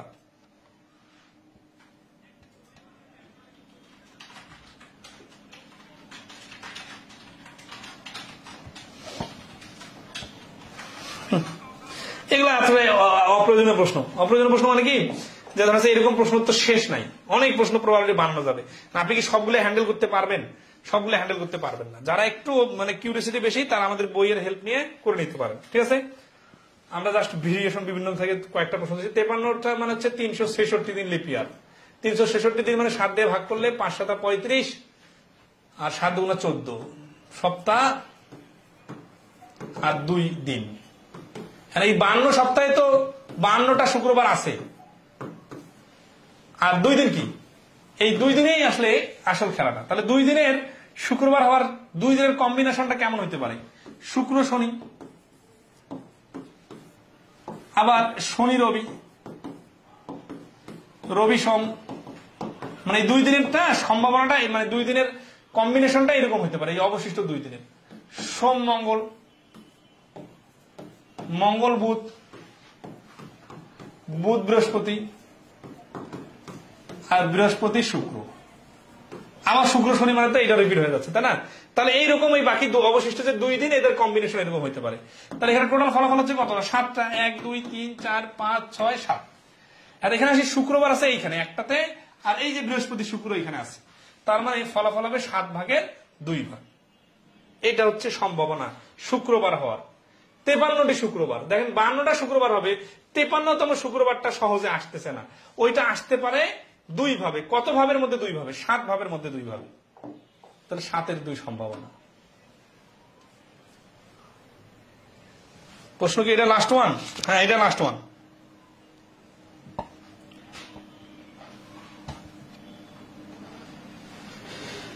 কে যেন বলছেন 100 নম্বরটা করে দিবেন স্যার।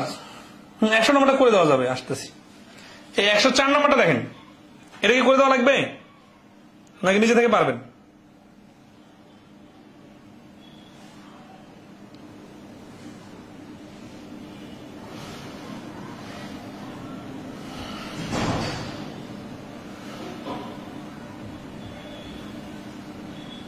আমাদের আজকে ক্লাসটা ক্লোজ করতেছি। হ্যাঁ,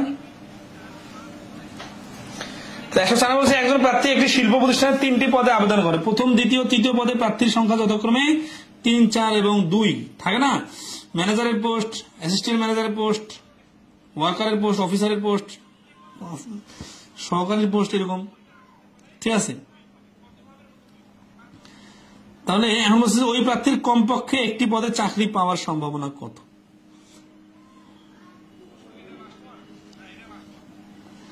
এই ধরনের প্রশ্নগুলো আমরা ব্যাংকের এমসিকিউতে বা অ্যাডভান্স ম্যাথের কোর্সে অনেক সুন্দর করে করাইছিলাম। ওইখানে বল সংক্রান্ত অনেকগুলো প্রশ্ন ছিল, তো এই প্রশ্নগুলো প্রথম পরীক্ষায় বাংলায় আসে নাই। ঠিক আছে, এগুলো একটু বোঝানো ডিফিকাল্ট।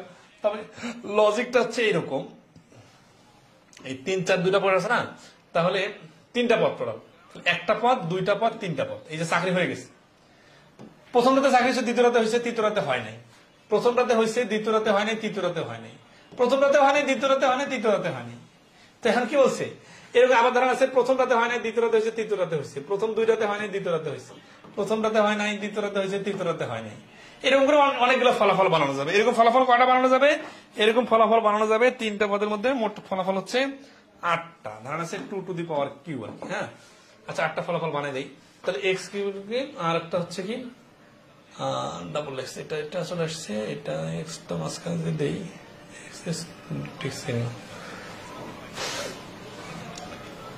এক্স ডাবল চিহ্ন, ডাবল এক্স ঠিক চিহ্ন, চিহ্ন, আরেকটা কি হচ্ছে ডাবল টিক চিহ্নটা ডান পাশে নাই, ডান পাশে ডাবল টিক চিহ্ন। হ্যাঁ, এই ধরনের হচ্ছে যে এই যে 8 ভাবে কিন্তু চাকরির রেজাল্টটা হওয়ার সম্ভাবনা। ব্যাপারটা হচ্ছে যে খেয়াল করেন, এটা প্রথম পোস্টে চাকরি, দ্বিতীয় পোস্টে চাকরি, আর তৃতীয় পোস্টে চাকরি।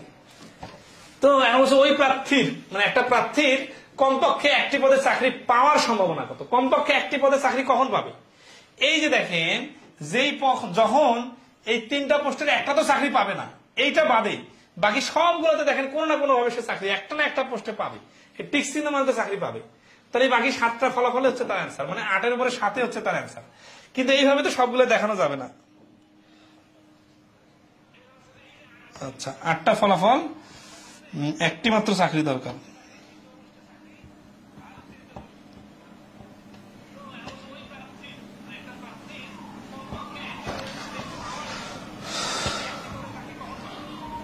এখানে 4 জায়গা আসলো না।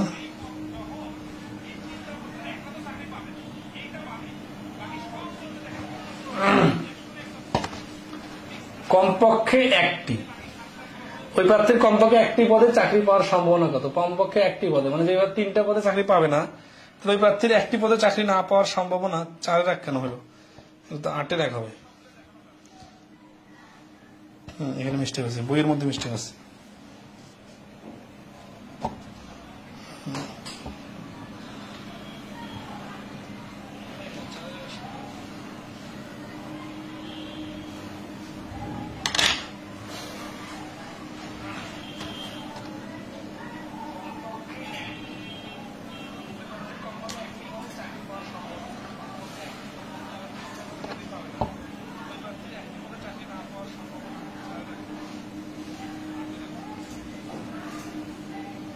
ওটা তো আবার সম্ভাবনার ইয়া বাইর হবে, অনেকগুলো কাহিনী আছে।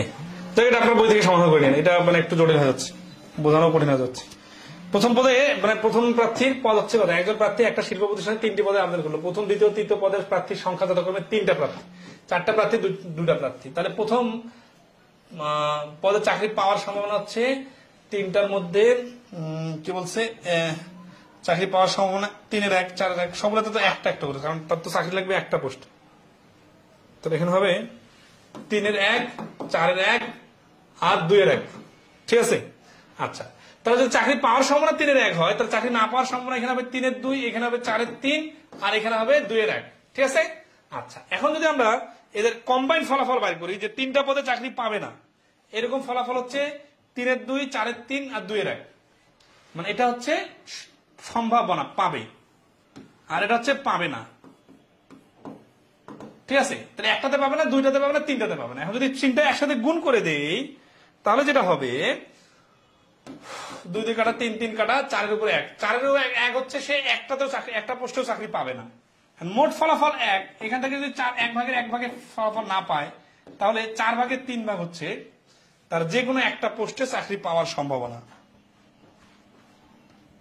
ও অন্তত অন্তত বলছে না, অন্তত তো বলে না, এখানে কি বলছে যে ওই প্রার্থীর কমপক্ষে, অন্তত অ্যাটলিস্ট বলছে। তাহলে কমপক্ষে একটি পদে চাকরি পাওয়ার সম্ভাবনা 4-এর 1। 4 জায়গায় 28 শব্দে একটু কনফিউশন তৈরি হচ্ছে, আমি পরে ব্যাখ্যা দিয়ে দিব। ঠিক আছে, আজকে বন্ধু রাখতেছি। 105 নম্বরটা নিজে করে নেবেন। অনেক লম্বা সময় ধরে ক্লাস নিলাম, তো ভালো থাকবেন সবাই। ইনশাল্লাহ আমরা আগামী দিনে অসমতা শুরু করব।